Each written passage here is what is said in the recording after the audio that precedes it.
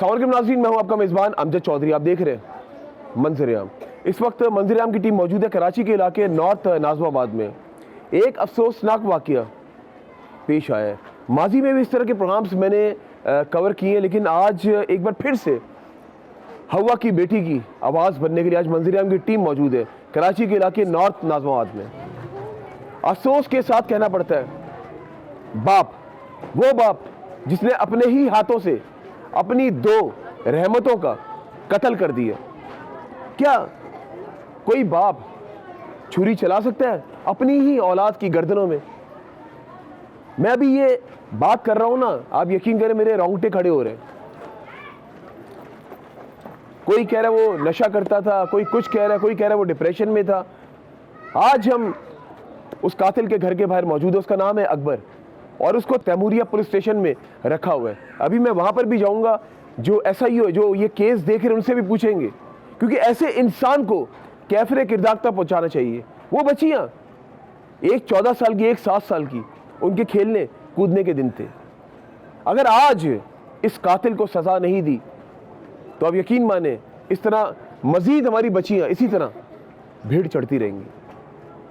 मैं हमेशा एक बात कहता हूं कि ऐसे इंसान को बीच चौराहे पे आवाम के सामने इबरत का निशाना बना चाहिए, ताकि जो दूसरे लोग देखें, जो दूसरा ये करना चाहें, उनको पता हो अगर हम ऐसा करेंगे तो हमारा अंजाम भी ऐसा ही होगा। आइए आज के मंजर-ए-आम की शुरुआत करते हैं। रहिए आप लोग हमारे साथ, मंजर-ए-आम जारी है।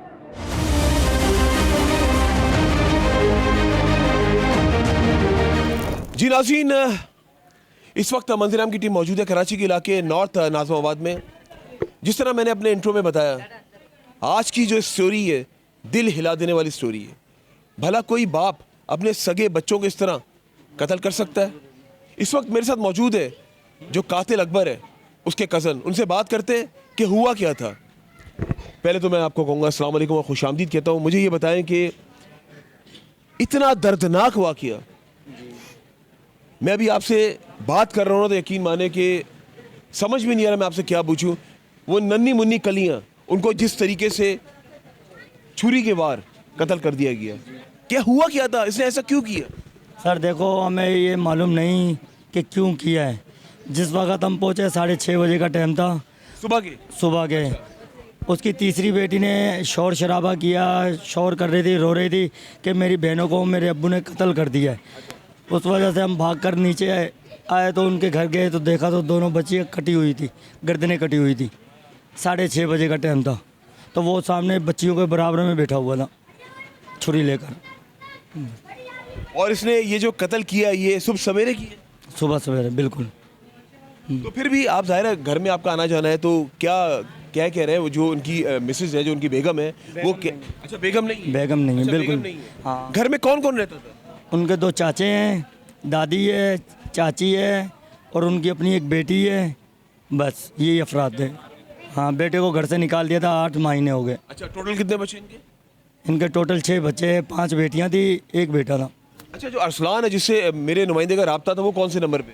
वो चौथे नंबर पर है। चौथे नंबर पे। अच्छा, बेटा एक ही है? बेटा एक ही है। अच्छा, उसको घर से निकाला हुआ है, तकरीबन 8 महीने से निकाला हुआ, बेदखल किया हुआ है घर से। अच्छा, ये क्या नशा करता था? जी, नशा नहीं करता था, वो सिर्फ मावा खाता था, मावे के अलावा कोई नशा नहीं करता था। हाँ, मुझे ये बताएं कि क्या समझते हैं आप? देखें ना, वो नन्ही मुन्नी कलियां, अभी उनके खेलने कूदने के दिन थे और माँ का साया उनके सर पर नहीं था। माँ का इंतकाल कब हुआ? 4 साल 4 साल पहले। 4 साल पहले। खैर, हमें समझ नहीं आई कि इसने क्यों किया। बच्चियों को रखता भी बहुत था, प्यार भी बहुत करता था। ये कौन सा प्यार है? एक बात बताएं मुझे, ये कैसा प्यार है ये कि उनको जिस तरह से जानवर को ज़िबा करते उस तरह ज़िबा कर दिया? बिल्कुल, उसने ऐसा काम किया है कि ऐसे तो जानवर को भी नहीं ज़िबा करता। इसको कड़ी सजा मिलनी चाहिए। इसको सज़ा ऐसी मिलनी चाहिए, कड़ी से कड़ी सज़ा मिलनी चाहिए। और बिल्कुल हम कहते हैं बचने की उम्मीद ना हो, कोई गुंजाइश ना हो। अस्सलाम वालेकुम जी। आप भी कज़न है उसके? जी जी। मुझे ये बताएं कि वो नफ्सियाती था क्या? नफ्सियाती नहीं था, बिल्कुल सही था, होशो आवाज़ में था। सही है, ये जो कह रहा है ना कि मैं नफ्सियाती नहीं था, बिल्कुल होशो आवाज़ में था ये। सही है। इसने कत्ल क्यों किया, कैसे किया, हमें नहीं पता, लेकिन इसने कत्ल किया है, खुलेआम किया है। कत्ल करके बिल्कुल ऐसे बच्चों के बीच में बैठा हुआ है। उसने कत्ल ऐसा किया, हम जब से ये ना तीसरा दिन है हम नहीं सोए हैं। अरे बच्चों के ऐसे बच्चे ऐसे खेलते थे यार, उसने किया तो क्या साले ने, इसको थाने में मारना चाहिए, उधर ही कत्ल करना चाहिए, छोड़ना नहीं चाहिए उसको बिल्कुल भी। भाई सही है, मारना चाहिए ऐसे, मेरे भाइयों सब बताओ, इसको शरेआम मारना चाहिए बस। शख्स की आंखें अभी नम है और रिश्ता क्या कि एक कज़न है, लेकिन आप ये सोचें कि मेरा तो कोई रिश्ता नहीं है, लेकिन मेरा खून इतना भी गरमा हुआ है ना, काश गरमाया हुआ है कि काश हमारे सहाफ़ती, हमारे सहाफ़त में अगर ये मौका मिल जाता ना कि एक कत्ल माफ़ है, तो शायद मैं भी नहीं छोड़ता। क्योंकि आप ये सोचें कि अब ये बेटियां देखें ना, ये छोटी छोटी बेटियां देखें, अब ये कितनी मासूम बच्ची हैं। अब उसको ये शर्म नहीं आई जब वो बच्चियां चिल्लाई होंगी कि अब्बू ये तुम क्या कर रहे हो, उसको छुरी फेरते हुए भी उसको तकलीफ नहीं हुई। माँ जी अस्सलाम वालेकुम, क्या कहना चाहेंगी? इतना दर्दनाक वाकया, 2 बच्चियों का कत्ल हो जाना, क्या कहना चाहेंगे? मर जाए, मर जाए, कत्ल कर दो उसको, मर जाए। बेचारे गरीब बच्चा बेटा मर जाए, वो जिंदा भाला दो बेटा, जिंदा जिन्हें जाए ना उन्हें को पता है क्या क्या होते सदा, गैर से पड़ोसी से सता, बेटा मार दो इसको, जेल में ना रहने दो बेटा, मार दो इसको, खड़े खड़े भाला दो, पेट्रोल सटते बेटा। अच्छा माँ जी, अगर ये आपके सामने आ जाए, अगर आपको मौका मिल जाए, आप क्या करेंगी? और आपको कहा जाए कि जो सजा देनी दे, एक मिसाल दे रहा हूँ मैं, क्या करेंगे? आप क्या करेंगे इसके साथ?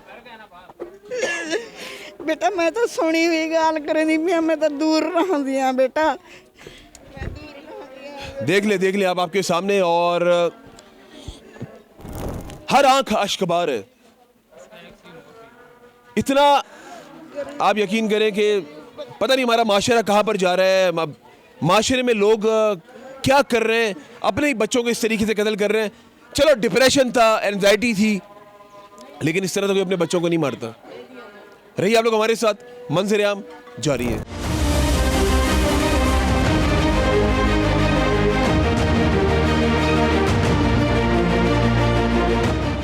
जी नाज़रीन, मैं घर के अंदर आ गया हूँ। ये है उस कातिल का घर, और यहाँ पे और लोग भी मौजूद हैं। अस्सलाम वालेकुम जी। वालेकुम सलाम। जनाब आप कौन है? अकबर के भाई। सगे भाई? जी। वो छोटा भाई था? हाँ, मेरे से बड़ा था, वो बड़ा है मेरे से। बड़ा भाई है। ये बड़े भाई ने क्या किया? सर ये इसने इतना दरिंदी का काम किया है। मेरा कमरा नीचे, उसका कमरा ऊपर वाला है, तो हम नीचे सो हुए थे। जब रात को छोटी बच्ची थी ज़ैनब 5 साल की, बड़ी बच्ची थी 14 साल की आलिया, तो जैसे हम से सुबह का 6 बज रहे थे, तो उसकी तीसरी बेटी जो नीचे रहती थी किराए पे, वो भागी। हम तो नीचे सोए हुए थे, जब उसने भाग के हमारे को उठाया कि मेरे वालिद साहब ने मेरी बेटियों की, भाई बहनों की गर्दनें काट दी हैं। उसने इतनी बेरहमी से गर्दनें काटी, उसने ज़ैनब के पूरे हिस्से ही उड़ा दिए गर्दनों के, इतनी बेदर्दी से मारी है ना कि दुश्मन भी सोचेगा 10 दफ़ा कि मैं किसी को मार रहा हूँ तो सही तरीके से तो मारूँ, इस तरीके से ना मारूँ। उसने छुरियाँ खड़ी मारी हैं, छुरी वो इतनी बड़ी छुरी है कम से कम, और इतनी तेज़ के बंदे के ऊपर रखो, बंदे को पूरे गर्दन ही बाहर ले जावे। इतने खतरनाक तरीके से पूरे मोहल्ले में से खौफ फैल गया। हर बच्चा डर रहा है, बाप से हर बच्ची डर रही है कि आप हमारे साथ ऐसा काम तो नहीं करोगे जैसा इसने किया है। इसने इतनी बेदर्दी का काम किया सर, खौफनाक। हम 3 दिन से सो नहीं सक रहे। आप देखो मेरी हालत कैसी हो रही है, मैं सो नहीं सक रहा हूँ 3 दिन से, मुझे खुद नींद नहीं आ रही है। अच्छा एक बात बताएं, बच्चियों को क्या दूध में कुछ मिला के बेहोश कर दिया था? सर ये जब वो 2:30 बजे दूध वाले का बयान है, मैं 2:30 बजे मेरे से दूध लेके गया 1 किलो। अब वो आगे आया है तो उसको फ़ोन आया है, फिर अब अल्लाह जानते हो फ़ोन पे उसके साथ क्या बात हुई है, उसको पता है या अल्लाह को पता है। तो घर में जैसे घुसा दूध के अंदर, शायद उसने कोई मेडिसिन बनाई है, और ख़ुद भी सुन था, जैसे कोई नशा नहीं कर लेता आदमी, सुन हो जाता है। मैंने उसको बांसों से मारा है, मैंने उसके बांस मारे हैं ऊपर चढ़ के, लेकिन वो सुन था, उसको कुछ भी पता नहीं था। अच्छा ये बताइए कि ये नशा करता था? नहीं, सिर्फ मावा खाता था बस, और नसवार लगवाता था। तो इतना बड़ा स्टेप क्यों उठाया उसने? तो सर इसके पीछे शायद कोई बंदे का हाथ हो। किस बंदे का हाथ हो? औलाद के लिए? गरीब आदमी है, हम नहीं समझ सकते इस चीज़ को। उसको मार पड़े तो पुलिस उससे पूछताछ करे तो ये फिर सारा शीशा सामने आएगा। आपकी वालिदा है? जी, ये उसकी वालिदा है। वालिदा से बात करते हैं। माँ जी अस्सलाम वालेकुम। माँ जी कैसी हैं आप? ठीक है बेटा मेरी बात सुनो, हम नीचे सो रहे हैं, छोटी बेटी उसने, वो भी हमारे साथ नीचे ही है। अच्छा। हाँ, वो भी छोटी बेटी को, बेटी बोलने लगी अब्बू मैं कलेजियाँ खाऊंगी, हाथ से पकड़ कर ले गया, खिला के पिला के उसको, छोटी आलिया को भी अपने कमरे में ले गया, उठा के ले गया। कोई झगड़ा नहीं है, कोई फड्डा नहीं है, कोई प्रसाद नहीं है। अपने बच्चों को इतने रखता था ना कि मैं बोलती हूँ कोई बाप रखता ही हो। ये कैसा रखता था माँ जी? आप कह रही रखता था, इस तरह गले काट देना ये रखता था? बस ये आखिर इसने कर दी, ये आखिर कर दी। मैंने मरना है, जान छोड़ना है। वो भी मेरे पोतियाँ बेचारी कमरे चली गई, कमर में, और वो भी मेरा बेटा है। मेरे को इतनी पोतियाँ, इतना बेटा है। और पोतियाँ मुझे बहुत प्यारी थी, छोटी छोटी थी। अभी क्या होना चाहिए आपके बेटे के साथ? मैं क्या बोल, मैं क्या बोल, मैं तो कुछ नहीं बोल। चाहे मेरी बात सुन बेटा, औलाद भी हो, औलाद काफिर भी हो, पर माँ का दिल नहीं बोल सकता। आपने अपनी जब पोतियों की उस टाइम जो जाए वकूआ पे जब गर्दनें कटी हुई देखी, उस टाइम आपका कलेजा फट सा नहीं गया देख के? फटा। आपको आलिया याद नहीं आई? दूसरी का नाम क्या था? ज़ैनब। ज़ैनब, अब तो कब्र से आई हूँ मैं। माशाल्लाह माशाल्लाह माशाल्लाह, इतना खूबसूरत नाम ज़ैनब। अब तो मैं कब्र देख के आई हूँ, तुम्हारे से आगे आगे आगे। नाज़रीन, बस लोग पता नहीं आजकल लोगों को क्या होता जा रहा है, बर्दाश्त, अदम बर्दाश्त की कमी, और फिर एकदम से गुस्सा आ जाना, ये आम बंदे का काम नहीं है। अगर हम इसको कहें ना, एक नॉर्मल बंदे का काम है कि इस तरीके से ज़िबा कर देना अपने बच्चों को, तो ये आसान काम नहीं है। अपनी दो रहमतों पे छुरी चला देना। अभी जिस तरह मैंने माँ से पूछा, आपने वो अल्फाज सुने माँ के कि वो मेरा बेटा है, वो मेरी पोती है। मैंने कहा आप क्या कहना चाहेंगी, इसके क्या होना चाहिए? कहती मेरा वो बेटा है। ज़ाहिर है माँ के लिए तो औलाद, बेशक बेटा डकैत क्यों ना हो, वो बेटा ही होता है। आपका जिस्म नहीं कांप रहा कि आपके बेटे ने क्या काम किया? मेरा कांप रहा है, मैं बहुत कांप। इसको सूली पे लटकाना चाहिए आपके बेटे को?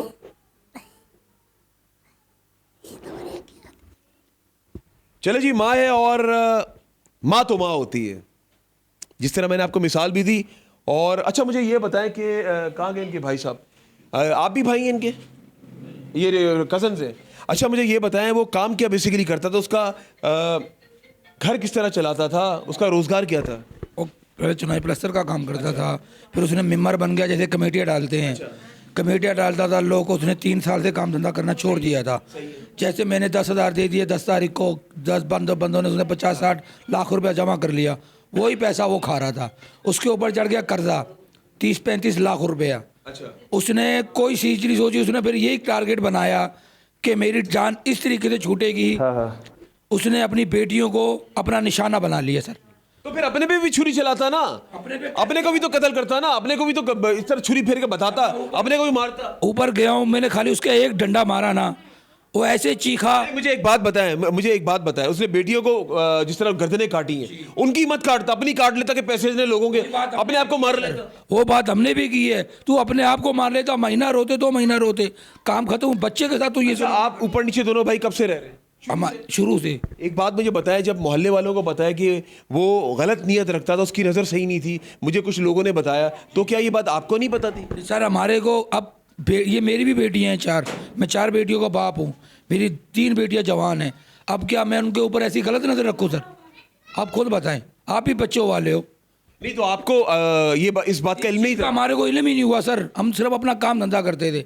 सुबह 8 बजे हमारा काम पे निकल जाते थे, रात 10 बजे 8 बजे 9 बजे हम कराते थे हमारा। मुझे ये बताएं, आपको पता कैसे चला कि दोनों बच्चियां जो है वो कत्ल कर दी गई? कैसे पता चला? उसकी बेटी ऊपर सोती थी, नीचे तीसरे ऊपर वाले कमरे में और नीचे वाले कमरे में थी उसकी तीसरी बेटी। उसको शोर शराबा सुना जैसे वो उनको कत्ल कर रहा था। बच्ची छोटी ज़ैनब जिसको उसने काटा, वो कहीं भाग रही थी। तो भाई मेरे को छोड़ दे, मेरे को अब्बू मेरे को नहीं मार। तो भागी, उसके मेरे बेटे की कान में उसकी आवाज़ आई, वो एकदम उसने उसकी दूसरी बहन बेटी उठा के उसको बोल रहा कि ऊपर तेरे अब्बा की। उसने ये समझा कि तुम्हारे वालिद की तबीयत ख़राब हो गई। उसको उठा के ऊपर भागे तो बेटियों की गर्दनें काट रहा था। उसने झिरी से देखा। आप ऊपर जाके कमरा देख के मैं आपको कमरा दिखाता हूँ। कमरा देखते हैं बिल्कुल जी नाज़रीन। और यहाँ पर एक बात कहना चाहूँगा, इतना खूबसूरत नाम ज़ैनब, इस बेरहम इंसान ने उस ज़ैनब नाम की भी लाज नहीं रखी। चलते हैं, दिखाते हैं आपको ऊपर चल के वो कमरा जहाँ पे दोनों बेटियों के साथ जिस तरह छुरी के वार उनको कत्ल कर दिया गया, वो जगह आपको दिखाते रहिए आप लोग हमारे साथ। मंजर-ए-आम जारी है।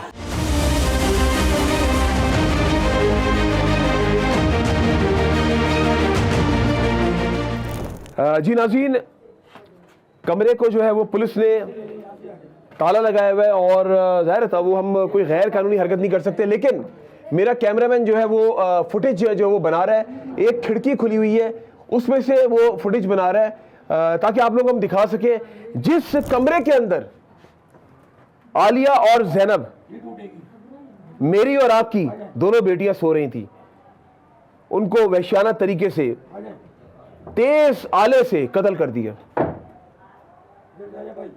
और आपने देखा मौका भी सुना, भाई का सुना, रिश्तेदारों को सुना, लेकिन यहां पर बस मैं यही कहूंगा कि इबरतनाक सजा देना बहुत ज्यादा जरूरी है। यही कमरा है, अच्छा ऊपर वाला कमरा, अच्छा ऊपर ताला लगा हुआ है। जरा मैं देखता हूं यहां से, ये वो कमरा है, बल्कि आ जाए यहां से, ये वो कमरा आपको दिखाने जा रहा हूं। मैं अपने कैमरामैन से रिक्वेस्ट करूंगा, वो कमरा जहां पे हमारी दोनों बेटियां मौजूद थी और उनको जिस तरीके से जो है वो कत्ल किया गया, मैं यहीं से देख रहा हूं, मुझे यहीं से नजर आ रहा है। क्या जैनब और आलिया को इंसाफ मिलेगा? ये वो कमरा है, इस दरवाजे से मुझे बिल्कुल साफ नजर आ रहा है। सामने कूलर पड़ा है, सामने जो है वो बहुत सा चारपाई है, सारी चीजें पड़ी हैं। मेरा कैमरामैन एक वो मौजूद है, एक मेरे सामने मौजूद है, लेकिन मुझे यहां से नजर आ रहा है। बस मैं यही कहूंगा कि इस कमरे के पास बैठ के ना आप यकीन करें कि मुझे ऐसा महसूस हो रहा है कि जिस तरह हमारी बच्चियां अंदर मौजूद है, वो उनकी आवाजें किस तरह उस वक्त आ रही होंगी। और यहां बैठ के मुझे खुद खौफ की अलामत, जिसे कहते हैं ना, खौफ की अलामत है। यहां पे रात के उस पहर वो बता रहे कि सुबह के फजर होने वाली थी और जिस तरीके से उनको मारा, इसने बहुत बड़ा गुनाह किया। आप यकीन करें कि दिल खून के आंसू रो रहा है, अल्फाज नहीं मेरे पास। चले चलते आगे, अभी मजीद आपको दिखाते हैं। अभी हम लोग थाने भी जाएंगे। बस आज का प्रोग्राम करना बड़ा मुश्किल काम नाज़रीन, बहुत मुश्किल काम, यकीन माने।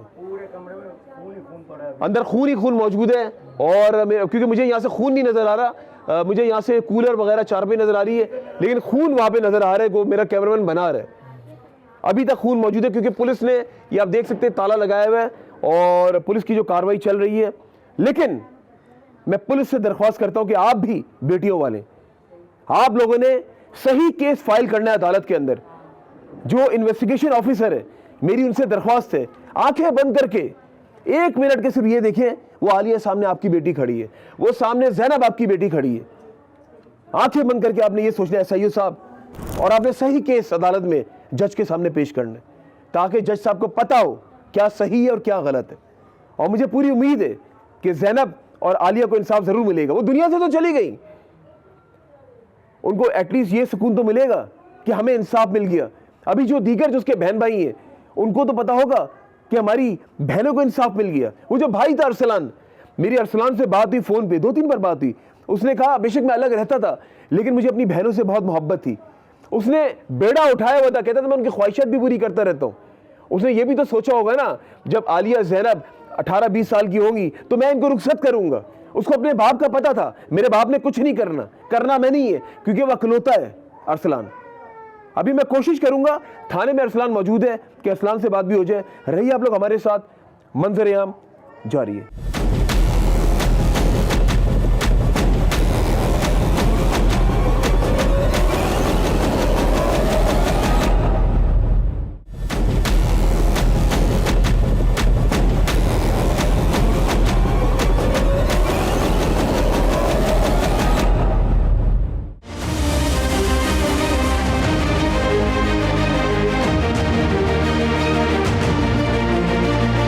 जी नाज़रीन, जैसे कि आप देख रहे हैं आज मंजर-ए-आम प्रोग्राम में मंजर-ए-आम आप लोगों को हम लोग दिखा रहे हैं।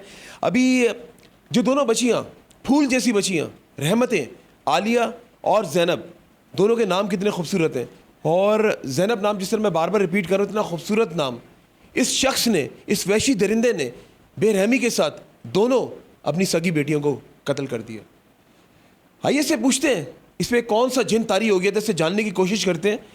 मुझे ये बताओ कि ऐसा क्यों किया? इतनी प्यारी बच्चियाँ, एक 14 साल की, एक 7 साल की। लोग तो दुआएं मांगते हैं, अल्लाह ताला हमें बेटी दे, आपने उसको इस तरह मार दिया।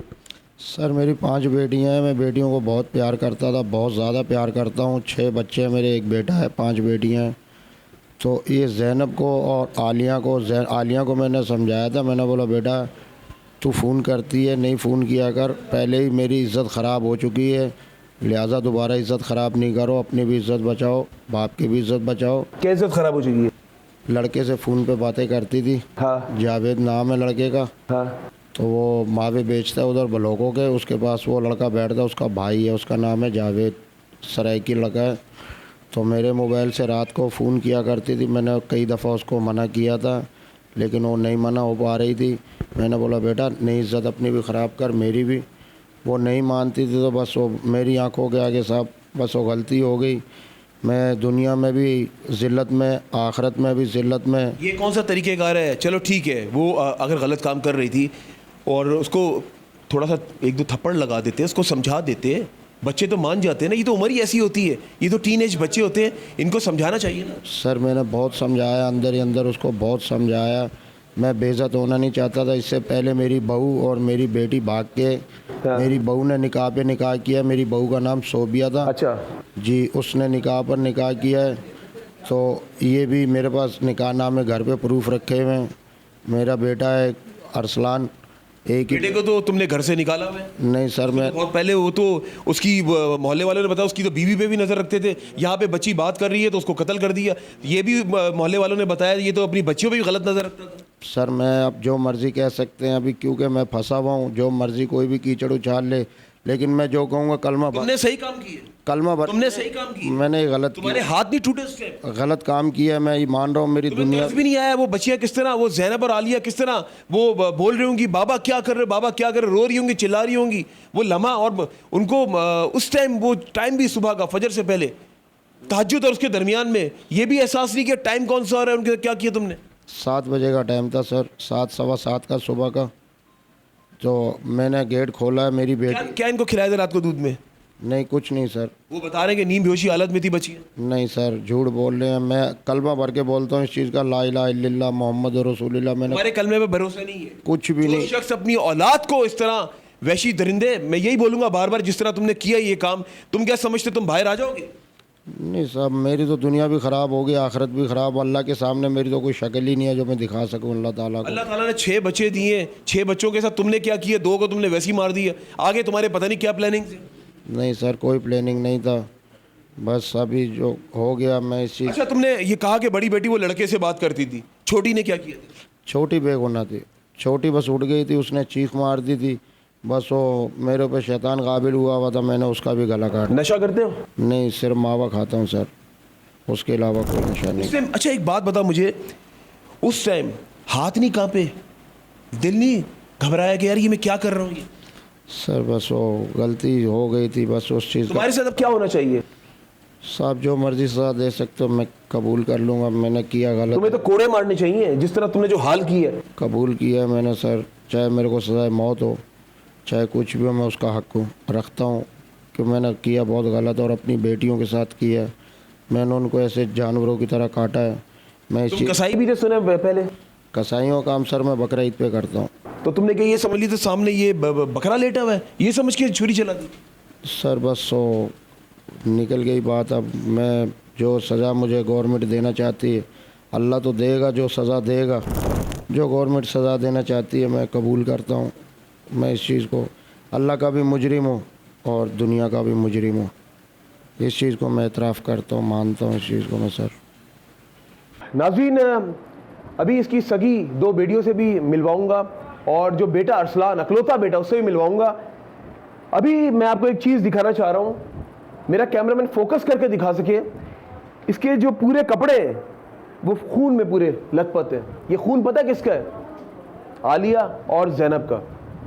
एकदम से मेरी नज़र गई और मैंने इससे कहा, मैंने कहा ये खून जो है, कह रहा है ये तो मेरा निकला हुआ है, खुद हट्टा कट्टा है, कह रहा खून ये मेरा है। ये खून किसका है? ये सर मेरा सर फटा हुआ है। कहाँ सर फटा है? दिखाओ जरा, दिखाओ जरा, ये हाथ दिखाओ जरा, देखें आप, कहाँ सर फटा हुआ है? ये कान के ऊपर ही आप हाथ लगा के देखें, और मेरा हाथ भी देखें, हाथ भी फटा हुआ है। आवाम ने खून शलवार तक आ गया। सर मेरा खून बहुत चोटें मेरे को लगी हुई हैं, पूरे खून से लथपथ है, ये जैनब और आलिया का खून है। ये आप देख सकते हैं इस शख्स को बिल्कुल ज़रा बराबर भी इसको नदामत नहीं है। लेकिन मुझे समझ में नहीं आ रहा कि इसको क्यों सपोर्ट किया जा रहा है। और जो 20-25 लाख जो लोगों की जो कमेटी है इसके पास मौजूद है, इसकी शायद उस पर नीयत ख़राब है और वो अभी भी इसके पैसा, वो पैसा किधर है अभी? सर कोई पैसा नहीं है, मैं कमेटियाँ सबको दे रहा था। कितने की कमेटी डली थी? पहले शुरू में डली थी 7,15,000 रुपए वो की, 20 लाख रुपए कहाँ गए जो निकले? फिर टूट गई थी कमेटियाँ, फिर पीछे रह गई थी 5.5 लाख रुपए की। और मैं सबको पैसे दे रहा हूँ कमेटी के। अब मैं वही बात है ना सर, अब आप कुछ भी कह लें, अब सब एक साइड पे, मैं अकेला, मेरी अल्लाह। लेकिन मैं तो हैरान हूँ इस शख्स के अंदर जो कॉन्फिडेंस लेवल में देख रहा हूँ ना। जब इंसान कानून के गिरफ्त में होता है ना, पुलिस के पास जब होता है, तो जब वो रिमांड पर होता है, ये मेरा सवाल आप लोगों से नाज़रीन, क्या वो इस हालत में होता है? ये रिमांड पर है यहाँ पे, ये कहीं से लग रहा है कि ये शख्स रिमांड पर है यहाँ पे, बिल्कुल फ्रेश। और सारे सवाल के जवाब आपके सामने जिस तरीके से दे रहा है, इसको बिल्कुल नदामत नहीं है कि मैंने आलिया को मार दिया, मैंने जैनब को मार दिया। और मुझे एक और बात पता चली, जो 2 बच्चियां बाहर मौजूद है ना, वो दोनों शादीशुदा है। एक बच्ची ने तो इसको मौके पर देखा जब ये मार रहा था, तो उसको भी ये मारने के लिए पहुंचा तो वो भाग गई। वो बड़ी थी, वो भाग गई, नहीं तो शायद वो जो बड़ी बेटी है ना शादीशुदा, वो भी आज शायद हम में मौजूद नहीं होती। लेकिन बस मैं यही कहूँगा, इस शख्स को कैफरे किरदार तक पहुँचाना चाहिए, इबरत का निशाना पहुँचाना चाहिए, बनाना चाहिए। तो ये एक सवालिया निशान है, इस पर नज़रसानी करने की ज़रूरत है। और मुझे पूरी उम्मीद है कि इंसाफ ज़रूर मिलेगा और जो जो पुलिस वाला इनका साथ दे रहा है उनको भी लटकाया जाए इनके साथ ही। रहिए आप लोग हमारे साथ, मंजर आम जारी है।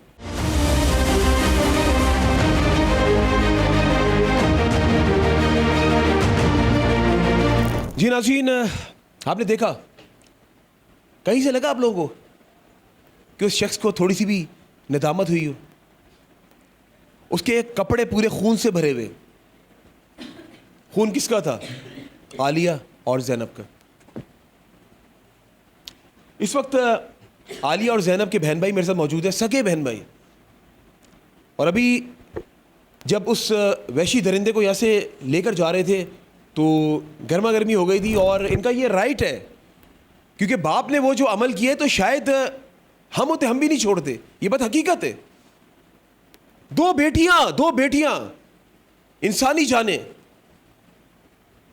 किस तरीके से कत्ल कर दी। मैं तो ये सोच रहा हूं कि उस टाइम जब वो छुरी गर्दन में फेर रहा होगा, उफ, वो बच्चियां बेशक नींद बेहोशी हालत में होंगी, जान तो थी ना उनके अंदर। हमें ना हल्का सा हमारे सुई लग जाए ना, हमें तकलीफ होती है। और फिर ये शाहरग कटना, जान आराम से नहीं निकलती है। वो चिल्लाई भी होंगी, अब्बू अब्बू भी कहा होगा, लेकिन अब्बू उस टाइम अब्बू कहाँ था? अब्बू तो वैशी दरिंदा बना हुआ था। आइए बात करते हैं सबसे पहले जो जैनब आलिया की जो बहनें हैं उनसे बात करते हैं। बहनों का बड़ा रिश्ता होता है, आपस में दोस्ती होती है, बेशक शादी होकर चली गई, लेकिन एक जो रिश्ता होता है ना, वो छोटी बहनें थी। ये दोनों बड़ी बहनें तो है, बड़ी बहनें माँ के बराबर होती। माँ तो दुनिया से रुखसत हो गई, लेकिन इन दोनों को उनके सर पे हाथ था। आइए बात करते हैं। अस्सलाम वालेकुम जी। मुझे बेटा बिल्कुल सच सच आपने बताना है, ये जो आपका बाप, क्या कहना चाहोगे इसके बारे में? ये बाप बहुत गंदा था, ये बेटियों पे गंदी नज़र रखता था, आलिया पे भी गंदी नज़र रखता था, हमारे पर भी गंदी नज़र रखता था, मुंह से बेटियां बुलाता था, दिल में इसके लिए गंदगी थी। ये बहुत हरामी इंसान है, बहुत गंदा इंसान है। इसका हमारी बहनों का कत्ल किया है, बहुत बेदर्दी से मारा गया है। इसको भी फांसी पे चढ़ाया जाए या इसका कत्ल किया जाए, हमारी दोनों बहनों का बदला लिया जाए, कानून हमारा साथ दे। इसको इतनी गंदी मार दी जाए, इतने गंदे तरीके से मारा जाए कि जो तकलीफ़ उनको दिया ना, वही तकलीफ़ इसको, उस तकलीफ़ का एहसास करवाया जाए। अच्छा मुझे ये बताओ कि मुझे पता चला जब ये हुआ तो उस टाइम आप भी वहाँ से भागी थी, आप भागी थी ना, तो ये क्या आपको भी कत्ल करने के लिए आया था? मैं ऊपर गई, मैंने आराम से सीढ़ियों पे चढ़ी। जैनब को तो इसने मार दिया था, जैनब में थोड़ा थोड़ा सांस था, जैनब तड़प रही थी। आलिया के गर्दन पे छुरी रखकर बैठा हुआ था। मैंने ज़ोर से दरवाज़ा बजा के बोला, अब्बू क्या कर रहे हो? तो ये छुरी उठाकर भागता हुआ मेरी तरफ आया। मैं भागकर नीचे चली गई, सबको इकट्ठा किया। उस टाइम इसने कुंडी खोलकर दरवाज़ा साइड पे खोल दिया था और दरवाज़ा खोल के दरवाजे के पास ही खड़ा रहा, गया भी नहीं। छुरी से ताज़ा। अच्छा वो क्या नींद बेहोशी हालत में कुछ उनको खिलाकर मारा था या वो सो रही थी? अल्लाह जाने क्या खिलाया, पर दूध पड़ा हुआ था हमारे ऊपर चूल्हे के ऊपर, पतीली में थोड़ा सा दूध बचा हुआ है, अभी भी घर पे पड़ा हुआ है दूध। अल्लाह जाने इसने क्या खिलाया क्या नहीं। इसने क्या क्यों मारा, क्या समझती हो? तो कहता है ये लड़के से बात करती थी, वो ये ड्रामा रचा है। झूठ बोलता है, काफर है, दरिंदा है, झूठ बोलता है। हमारी नादान बहनें थी, दोनों ना समझ थी। अभी तो उन लोगों ने पूरी तरीके से दुनियादारी भी नहीं देखी थी। इसने दुनिया में आने से पहले ही ऐसा समझो, दुनिया में आने से पहले ही ख़त्म कर दिया। आप बेटा क्या कहना चाहोगी? तो यही कहना चाहूँगी, उस दरिंदे को कोई एहसास नहीं है, कोई दुख नहीं है उसमें। वही अकड़ है, वही उसकी बात है। वो अभी भी उसको हम लोग लानते दे रहे हैं तो वो ऐसे देख रहा है हमारे को टेढ़ी नज़रों से। तो हमारी जान को भी, 4 बहन भाई बच्चे हैं, हमारी जान को भी ख़तरा है। ये बाहर आ गया तो हमें भी मारेगा। इसने बहुत बेरहमी से हमारे भी दोनों बहनों को मारा है। तो कानून इसको भी ऐसे ही मारे, थड़पा के। इस पर कोई एहसास, कोई तरस ना किया जाए। बिल्कुल जी, और ये बात सच है आपके सामने नाज़रीन, और आप देख रहे हैं। आइए बात करते हैं अकलौता भाई अरसलान से बात करते हैं। अरसलान, मुझे ये बताओ, मैं यहाँ से शुरुआत करूँगा। आज के दिन अगर बात की जाए, जब ये मामला हुआ, आज वालदा कितनी याद आ रही है? अगर अम्मी हयात होती तो क्या होता? सर, इस काफिर ने बहुत बेदर्दी से हमारी माँ को भी ऐसे ही इसलिए तड़पाया है। इस कुत्ते को पुलिस से कुछ नहीं होता तो हमारे हवाले करे, अपने हाथों से मारेंगे, जैसे हमारी बहनों को ज़िबा किया। इसलिए सर आज अम्मी याद आ रही है? सर अम्मी क्यों नहीं याद आएगी? हमारी छोटी छोटी मासूमों को इसने जानवरों की तरह काटा है। कुत्ते को एहसास लिया, ऐसे खड़ा हुआ है जैसे इसने कुछ किया ही नहीं है। इसका पुलिस नहीं देख रही है, इसको ऐसे घूम रहा है अपनी टांगों पे। कैसे चल रहा है ये 2 कत्ल कर। पुलिस ने इसको अभी भी अपने पैरों पे चलाया हुआ। इसको कोई कानून नहीं चल रहा है इधर, कोई कानून साथ नहीं दे रहा है। सब उसी के साथ में है जो अपने पाँवों पे चल के अभी भी चौड़े में यूं चल रहा है। तो किस तरीके से 2 मासूम जानों को ऐसे ज़िबा किया इसने, तो सख्त से सख्त सज़ा क्यों नहीं दी जा रही है उसको? अभी भी रिमांड में है वो, और रिमांड कल से लिया हुआ है, अभी भी वो अपने पाँवों पे सलामत चल रहा है। तो उसको ऐसा मारा जाए, उसके ज़ख्मों पे मिर्चियाँ लगाई जाए, जब ब्लेड मार के ना, तो उसको पता लगे छुरी में और ब्लेड में भी फ़र्क होता है।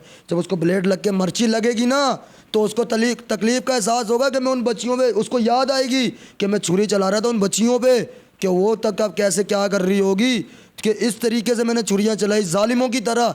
ये जानवर को भी ऐसा नहीं काटता है कोई, जिस तरीके से इसने मेरी बहनों को काटी। अच्छा अरसलान, मुझे ये बताओ कि कितने साल पहले घर से निकाल दिया तब आपने? सर 8 वजह क्या थी? 8 से 9 महीने हो गए मैं घर से निकाल दिया था। मुझे वजह सर कुछ भी नहीं थी, ऐसे ही ये मेरी बेगम के ऊपर गंदी नीयतें रखता था, उल्टी सीधी। इसके सर FIR भी हुई थी, आपका SHO साहब ने बताया भी होगा। SHO साहब से बयान लिए थे, SHO साहब ने बताया उसके ऊपर उसने भी FIR की हुई थी, डबल FIR हुई थी इस पर जिना की। अच्छा जी, डबल FIR मतलब इस FIR के अलावा भी FIR है? जी, इसके ऊपर सर दरख्वास्तें लगी हुई हैं, सब कुछ लगी हुई हैं। भी थाने आ चुके हो? वो खुद क्या बोलता है, थाना मर्दों के लिए बना है, उसके जेल मर्दों के लिए बनी है। पहले आपने दरख्वास्तें दी थी, ये बेगम वाली जो बात बता रहे थे आपने दी थी दरख्वास्त? सब दरख्वास्तें लगी हुई हैं, सब लगी हुई हैं। ये क्या उस दरख्वास्त का पुलिस ने क्या किया? 2 दिन बहन को 2 दिन मारने से पहले इसने बहन को, छोटी को धमकाया, डराया। उसको बोल रहा है कि अगर तूने किसी को बोला ना मैं तुझे जो बातें बोल रहा हूँ तो मैं तेरे को मार दूंगा, तेरे को छुरियों से काट दूंगा। तो बहन ने बड़ी बहनों के आगे बोला, जब बड़ी बहनों ने उससे पूछा तो वज़ू करके पाक साफ होके ऐसे कुरान पर हाथ रख गया जैसे इसने कुछ किया ही नहीं है। तो फिर वही दिन जब इन्होंने पूछा, उसी की रात को इसने ये काम कर दिया। अच्छा मुझे ये बताओ, जो इस केस का IO है, उस IO के बारे में मुझे बताओ कि अभी मुझे ऑफ द कैमरा बता रहे थे क्या हुआ था वाकया, जो कह रहे थे मुझे धक्के दिए। सर मैं कोर्ट गया था, बाकायदा मुझे IO ने भी कॉल नहीं की थी, अताउल्ला नाम है IO का, मुझे उन्होंने कॉल नहीं की थी SI अताउल्ला ने। तो मेरे को पता लगा था कि कोर्ट आया हुआ है मेरा अबू, तो मैं वहाँ पहुँचा हूँ कोर्ट बेनोई के साथ। बेनोई और मैं कोर्ट पहुँचे हैं तो IO साहब से मिले। IO साहब हमें धक्के दे रहे हैं, बात ही नहीं कर रहे हैं, धक्के पे धक्के दिए जा रहे हैं। बोलते हैं तुम इनसे क्यों, इसके पीछे क्यों लगे हुए हो, इसको क्यों रिमांड लेना चाहते हो, इसको जाने दो जेल। कैसे जाने दे सर, हमारी मासूमों की गर्दनें नहीं कटी, हमारी मासूमों का खून। ऐसे क्यों बोल रहे थे सर? IO को ये पता नहीं क्यों IO ऐसे बोल रहे हो, धक्के दिए जा रहे हैं। IO ने पैसा लिया हुआ होगा सर, IO बिका हुआ है, IO बिका हुआ है। IO कोई फेवर हमारी कर ही नहीं रहा है, सारी फेवर में उसी की है। मैंने उसको बोला 2 मिनट के लिए मुझे उससे कुछ पूछने दो, बोलता है नहीं निकलो, तुम्हें जज खुद तुम्हें इधर बिठा लेगा। हमें क्यों जज बिठा लेगा सर, कोई हमने किया ये काम? जिसने किया उसको तो तुमने सुकून से बिठा के रखा हुआ है, इज्जत दे रहे हो। खाना लास्ट मैसेज क्या देना चाहोगे? लास्ट मैसेज ये जाना चाहूँगा सर, अगर फांसी से भी कोई बड़ी सज़ा है ना तो उसको वो दी जाए। फांसी से भी कोई अगर बड़ी सज़ा है, 72 से 72 इसको ऐसी सज़ा दी जाए ये मौत मांगे, इसको मौत ना है, इसकी रूह तड़पे, जैसे मेरी बहनों को इसने तड़पाया ना, उससे ज़्यादा ये तड़पे, तड़प कर इसकी जान निकले और जान इसकी रुके, अल्लाह करे रुकेगी। अल्लाह ने फटकार डाली है कुत्ते के मुंह पे, अल्लाह ने चाहा ये बर्बाद तबाह बर्बाद होगा, और ये मौत मांगेगा, अल्लाह पाक इसको मौत नहीं देगा। बिल्कुल जी। और ये जज्बात ज़ाहिर है इतना बड़ा वाक़या नाज़रीन हो गया, ये जज्बात तो हैं बच्चों के। और मैं यहाँ पर IG सिंध ग़ुलाम नबी मेमन साहब आपसे मुखातिब होकर कहना चाहता हूँ, और पुलिस चीफ़ कराची जावेद आलम हुड्डो साहब, ये बच्चे यहाँ पे मौजूद हैं, ये मुतमईन नहीं है और इनका राइट है, अगर ये इन्वेस्टिगेशन से मुतमईन नहीं है तो आईओ चेंज भी हो, लेकिन ये दरख्वास्त मैं नहीं कर रहा हूँ, ये दरख्वास्त आवाम कर रही है, जो यहाँ पे इनके जो इलाका मकीन है वो लोग कर रहे हैं कि इन लोगों को अगर बात की जाए शफाफ तरीके से इन लोगों को सेटिस्फाई नहीं किया जा रहा है। और अभी मैं भी आया हूँ, अगर मैंने भी देखा वो बड़ा इत्मीनान, कल से रिमांड दिया हुआ है। जब रिमांड होता है ना तो वो पता चलता है कि मुजरिम जब आता है ना तो इतना वो कंफ्यूज होता है, परेशान होता है, और उसको जब रिमांड में रखते हैं उसको सज़ा भी दी जाती है, लेकिन कहीं से लगा नहीं कि उसको सज़ा दी है। और ये एक सवालिया निशान, इसका बेड़ा अब आप लोगों ने उठाना है, आप लोगों ने फैसला करना है। अदालत तो बाद में करेगी, जाहिर है जो केस यहाँ से फाइल किया जाएगा पुलिस की जानिब से, अदालत ने तो उसके ऊपर फैसला सुनाना है। तो अब ये जो है ये आप लोगों की जिम्मेदारी है, जिस मनसब पे आप लोग फाइज हैं, हक और सच का साथ देना आप लोगों की जिम्मेदारी है। रही आप लोग हमारे साथ, मंजर आम जारी है।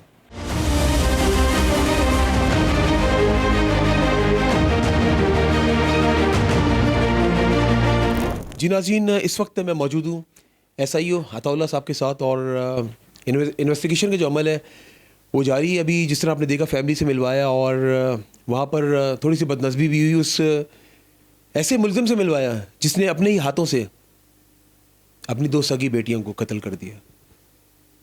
अताउल्लाह साहब, खुश आमदीद कहता हूँ आपको मैं। और आज एक ऐसे अफसोसनाक वाक़े, मैंने माजी में बेशुमार बार इस तरह के प्रोग्राम्स किए, कराची के अंदर ही किए मैंने। लास्ट मैंने अपने नाज़रीन को भी बताया, 2 साल पहले जो है वो मलीर में ऐसा वाक़या पेश आया था, आज एक बार फिर से यहाँ पे नाज़ावत के एरिया में पेश आया है। अगर तफ्तीश की बात कीजिए कहाँ तक पहुँची है तफ्तीश? भाईजान अभी तो पहला दिन है, समझो कि दूसरा दिन है आज। अच्छा। कल इसकी तबीयत पहले ख़राब थी, इतनी ख़राब थी, इसको पहले तो डॉक्टरों के पास दिखाया, मुआयना करवाया। अच्छा। मतलब मेडिकल ये सही है, दुरुस्त है अभी। फिर इसको कल अदालत में पेश किया, 3 दिन का रिमांड मिला है। तो आज से इंशाल्लाह हमारी तफ्तीश शुरू है, जो पहली इफ्तिताई तफ्तीश जो है ना, तो इसमें से ये ज़ाहिर होता है कि ये जो है ना इंसान नहीं है, समझो। अच्छा। दरिंदा किस्म का आदमी है, कमाता धमाता तो है नहीं, राज मिस्त्री का काम करता है, हफ्ते में 1 दिन 2 दिन काम पे जाता है, फिर नहीं जाता। तो फिर अखराजात बच्चों के कहाँ से पूरे करेगा? तो बच्चों के अखराजात हैं, घर के अखराजात हैं, बीवी इसकी पहले फ़ौत हो चुकी है, 5 बच्चियाँ हैं, बेटियाँ हैं इसकी, और 1 बेटा है। वो बेटा भी शादीशुदा है, वो भी इन्हीं की हरकतों की वजह से घर छोड़ के अलग से अपने ससुराल में रह रहा है। मतलब इसका किरदार सही नहीं है, जुआ भी खेलता है और गलत काम भी करता है, मतलब औरतों का शौकीन है ये ज़्यादा। इस वजह से जो है ना इसने अपनी बच्चियों से के साथ जो जुल्म किया है, इसने इस वजह से किया है। अच्छा, जो बच्चे हैं वो आपकी तफ्तीश से खुश क्यों नहीं है? अभी मैं उनसे मिला हूँ, कह रहे हैं कि नहीं, हम तफ्तीशी अफसर से खुश नहीं है। बेटा बता रहा है कि उसने ऑनर ये बात कही है कि आपने धक्के भी दिया अदालत में। वो क्या, जो अरसलान था? कौन सा अरसलान? बताएं कहाँ है? जो बेटा है इनका, कोई ऐसी बात नहीं बता रहे, कह रहे अदालत के गेट पे जो है ना शोर शराबा करना तो मजिस्ट्रेट के सामने अच्छा नहीं है। मैंने इनको बोला साइड पे हो जाओ, जो बात आपने करनी है आप थाने पे आ जाए मेरे पास, जो आपने बयान देना है, जो कुछ बोलना है करना है, मुझे मेरे को आके बताएं। लेकिन इससे बात करना फजूल है, ये तो इंसान नहीं है, इसको आप मारोगे क्योंकि क्या फ़ायदा तो कोई भी नहीं है, मारने से कोई फ़ायदा थोड़ी है। मारने से अगर मार देते तो पहले मार देते। अभी पुलिस कस्टडी में अदालत में खड़ा हुआ है तो इधर आके उसको लानते देना या गालियाँ देना ये अच्छी चीज़ नहीं है। ये मना किया था मैंने और कुछ नहीं। क्या समझते हैं कि इस ये जो वहशी दरिंदा है, ज़ाहिर केस आप बना रहे हैं, आपके हाथ में वो पावर अभी इस टाइम आपके पास है, उसके बाद ज़ाहिर है जो चीज़ आप बताएंगे अदालत में वही फैसला फिर बाद में होगा। आप सारे सबूत इकट्ठे कर रहे हैं, तो अभी तक क्या सबूत इकट्ठे किए आपने? सबूत क्या है? एक छुरी है उसके जिससे उसने कत्ल किया, ये आला कत्ल है। अच्छा, ये पड़ा हुआ है मेरे पास। अच्छा, आला कत्ल है ये। मतलब कुर्बानी की सीज़न में जब ईद कुर्बानी आती है उस पर ये जानवर भी काटता है। अच्छा, तो ये छुरी उसने अपने वो घर से जो लिए ये रखी हुई है, ये बरामद की है पहले दिन ही, आला कत्ल जो है। और इसके अलावा बाकी इनके बेटों से और इनके बड़ों से बात हुई है, उनको मैंने बोला भाई जो जो आना चाहता है, जो जो मालूमात है आप मुझे दो इसके ख़िलाफ़, तो मैं आगे काम चलाऊँ। और बाकी जो होगा इंशाल्लाह हम मेरिट पे काम कर रहे हैं भाई। इसमें देखो ना, वो ये बात क्यों कह रहे हैं कि हम मुतमईन नहीं हैं?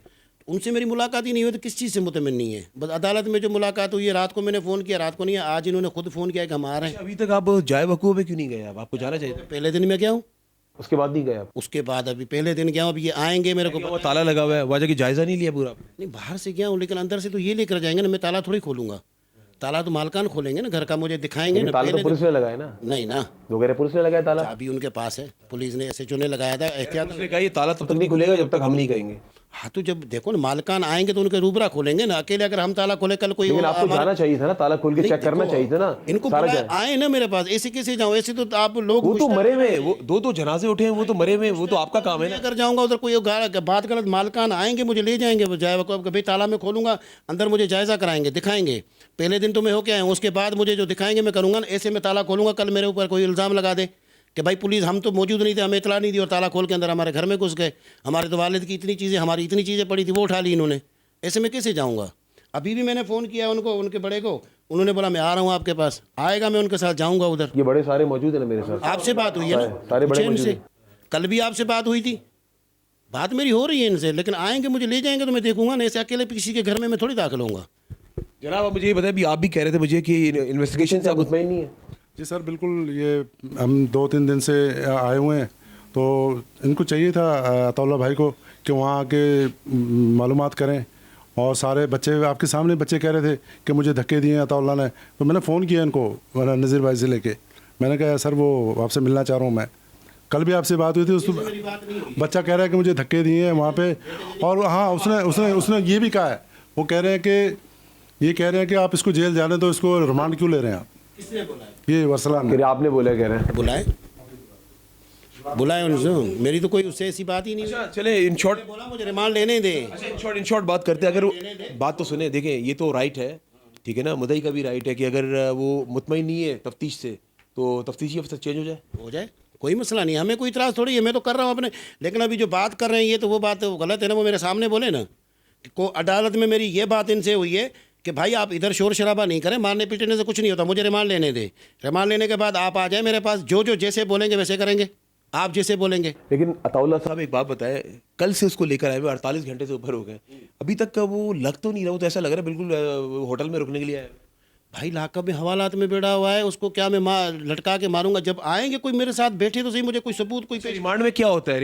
रिमांड में मालूमात होती है, वो उससे अपना तफ्तीश होती है। बिल्कुल की है मैंने।